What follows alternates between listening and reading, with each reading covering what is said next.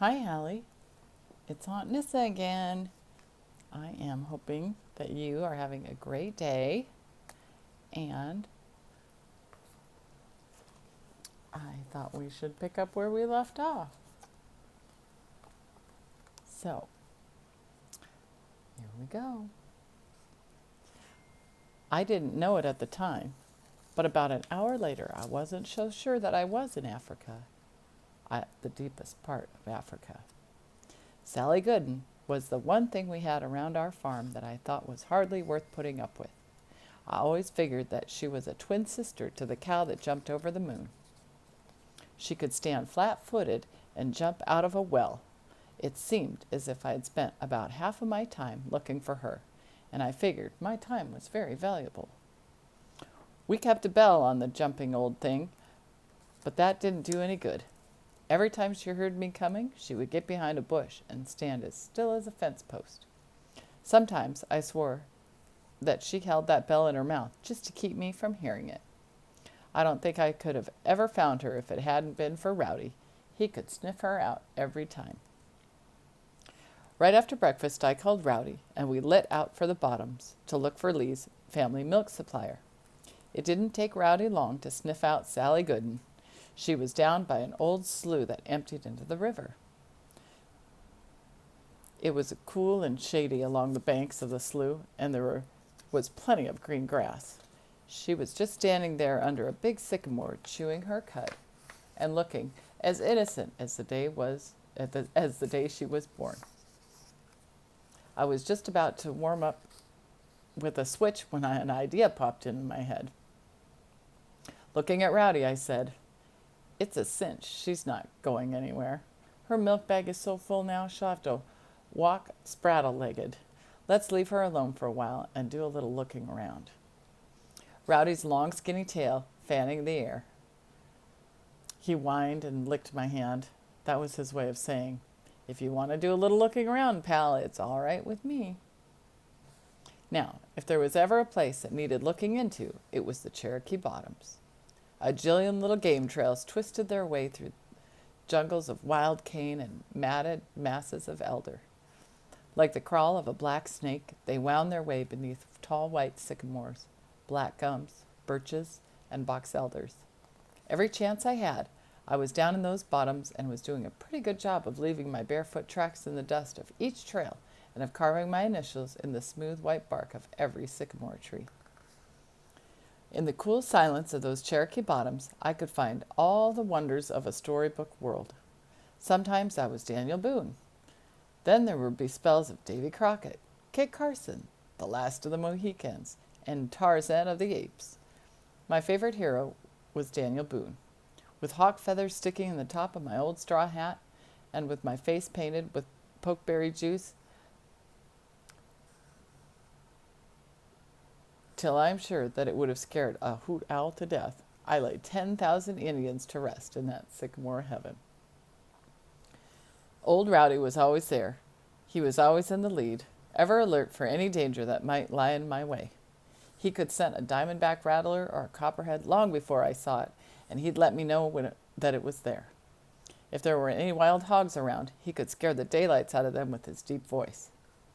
Sometimes old Rowdy would hop up on a sycamore log, raise his head high in the air, and bawl. "Woo-woo." I always smiled when he did it because I knew what he was doing. That was his way of telling every living thing in those Cherokee Bottoms to look out, for a mighty hunter and a blue-tick hound were on the prowl. I loved every bone in old Rowdy's body, but what I liked about him most was the way he could understand me. Sometimes I figured that he could understand me better than grown folks could. At least he would never say no to anything I suggested. We were following a little game trail deep in the heart of the bottoms when all at once Rowdy stopped and raised his head in the air. Standing as rigid as a black locust stump and with his long ears fanned open, he started sniffing the air. I could tell by Rowdy's actions that he had just scented something, but was having trouble locating it. Just then a warm summer breeze whispered down from the hills and fanned its way through the tall timbered bottoms. That was all it took for the sniffing of old Rowdy to zero in. "What is it, boy?" I whispered. Rowdy looked at me and whined. Go get it, boy, I said in a low voice. With no more noise than the shadow of a winging hawk, Rowdy turned and padded from sight in the folding green. Standing as still as the sycamores around me, I waited and listened. I didn't have to wait long. The bell-like tones of my old dog's voice jarred the silence around me. He was bawling treed, and his deep voice was telling me and the whole wide world that he had something up a tree. To let Rowdy know that I was coming, I reared back and whooped as loud as I could. Woo-wee! Tell it to him, boy! Sing him a hound dog song! Ducking my head and running as fast as my legs could carry me, I started boring my way through the underbrush. Rowdy had something treed in a huge bur oak that was solid, massive green, and as I walked around the big tree, I peered into the dark foliage. I said, What is it, boy? A squirrel? Not being able to see anything, I backed off to one side, picked up a stick, and threw it into the branches. From a shadow close to the trunk of the big tree, something moved out on a limb. I couldn't see what it was until it walked into an opening. At first I thought my eyes were playing tricks on me. I just couldn't believe what I was seeing. It was a monkey, an honest-to-goodness live monkey. I was so surprised I couldn't move or say a word. All I could do was stand there with my eyes bugged out and stare at it. The monkey was staring at me too. He just sat there on a limb, boring holes through me with his bright little eyes.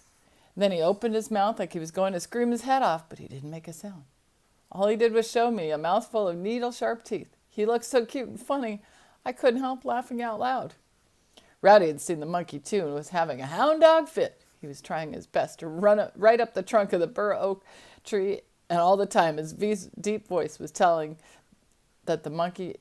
and all the time his deep voice was telling that monkey it was the end of the road. I don't know whether the monkey got mad or scared. Anyhow, he reared up on his hind legs and let out a cry. All around me, the bottoms came to life with noises I'd never heard before. Grunts and squeals, barks and cries, and everything else. And I didn't get scared until I remembered that about the only place you could find wild monkeys was in the jungle somewhere. The very thought of jungles brought up visions of all kinds of man-eating things like lions, tigers, gorillas. Then I really got scared. My old heart started turning somersaults, and something that felt like a 1,000-legged centipede jiggled its way up my spine. Let's get out of here, I yelled at Rowdy and tore down a game trail like a scalded cat. Any second I expected something to jump out of the bushes and eat me up. Old Rowdy could usually outrun me, but it was all he could do to keep up with me. I came tearing out of the bottoms into one of our fields, and at the far end I saw Papa hitching up one of our mules to the corn planter. I headed for him, kicking up the dust. I think that's a good place to stop for today.